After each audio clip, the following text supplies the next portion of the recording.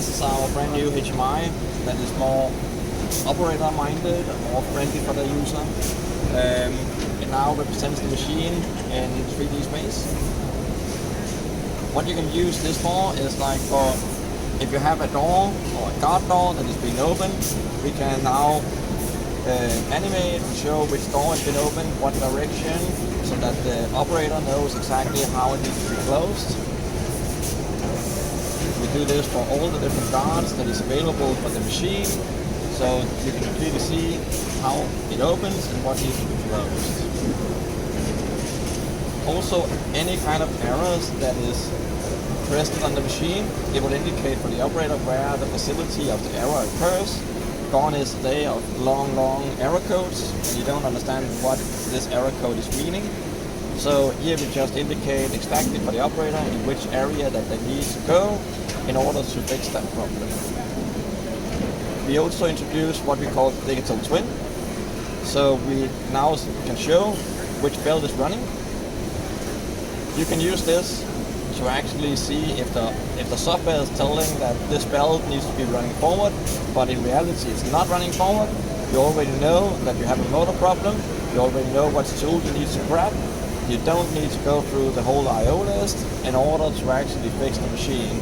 The digital twin will actually help you make the right diagnostic. It will also show photocells. So it's not only the motors, it's also the inputs that we're now showing. We also have now made a new simplified process editor. So instead of having a long list of 200, 400, 500 parameters and you don't know really what it is because it's just a name, we now clearly show it with pictures. So if I had a little fault, I can go in, I can change what kind of mode that I want. If I'm changing my fault behavior or the fault mode, it will also only show the parameters that is needed for operating this mode with this particular machine in mind. Meaning that if you have knife, it will show you the knife timers, and if you only have air blast, it will only show you the air blast. So it reacts with the options of the machine. The same goes for the cross bolt, that if you have a half bolt, it only shows you the first bolt, but if you have like a French, then it will show you the first and the second bolt. For the stackers, we have made it a little bit more graphical representation, especially for the stackers, because what is stacker 1 on the machine? Sometimes depending on the options, stacker 1 is probably not where you think it is, so here we show a picture of the machine and where the stacker is physically located. Now the butterfly comes with a double stack option. So when you click and you select a double stack, the count needs to be set to a certain parameter, and here we tell the operator or the technician exactly what they want. So if you want 5 plus 5 or they want 2 plus 2 in the stack, meaning side by side, and the picture is again reacting with the parameters that you adjusted.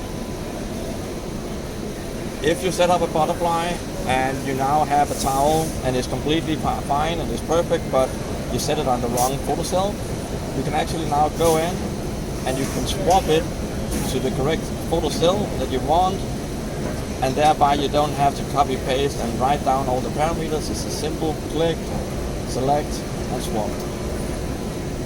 If you want to add in a new program or a new section in the program, you can then click on the add button. This add button will show you a lot of already prepared parameters for different kind of articles, what we call the favorites. I can go in, I can select, I can say create from favorite, and it's added to my list, into my program. So in order to actually make a new favorite, let's say that you already made this program, it's really good, you can call it a new name, call it Bar Resort. I have now called it a name. I can then now make it a favorite, and when I go to a different program,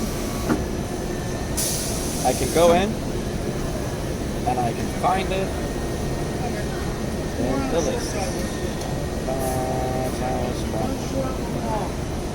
Bad Resource, there it was. and I can add that and I can reuse the same parameters across multiple programs. We also made a new reporting system. This reporting system is more lean so that you can actually customize what you want instead of we have to make the reporting for you.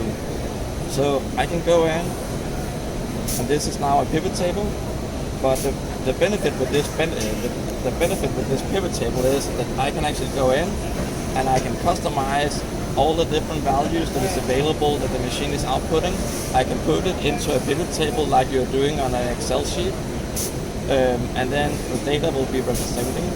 But I can also change how I want the data to be representing. Maybe I don't want the table, maybe I want it in donut, maybe I want it as a bar chart. So you can change how you want the data to be representing.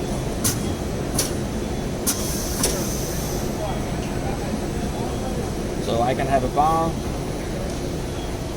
and I can have, so you can choose different kind of modes on how you want the data to be representing. We also made a new alarm system. Instead of having a whole list of events when it was triggered and when it was cleared out, we now made a alarm history where the unique alarms is now clearly visible with how long time that this alarm was actually activated, and I can go in and I can see exactly what time that this alarm occurred, when it was cleared out, and when an operator went in and said that yeah, everything is good and you can now operate the machine again.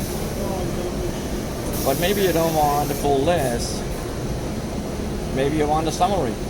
So this is now all the different alarms in the entire alarm history, all the different occurrences that happened. I can go in and I can dig into the data. I can see all the different details, all the occurrences, how long time it happened. Maybe I don't want any occurrences. I can do the same for like the duration. So this is the same, it's the same data, but now we're just showing how long time that all these alarms are occurring, and I can dig into the data again. But I can also representing the data not as a list, but now as a donut, and I can do the same for duration, and I can do the same for the occurrences. And here, the digital twin reacting with the photocells. If I open the dots, it's clearly shown.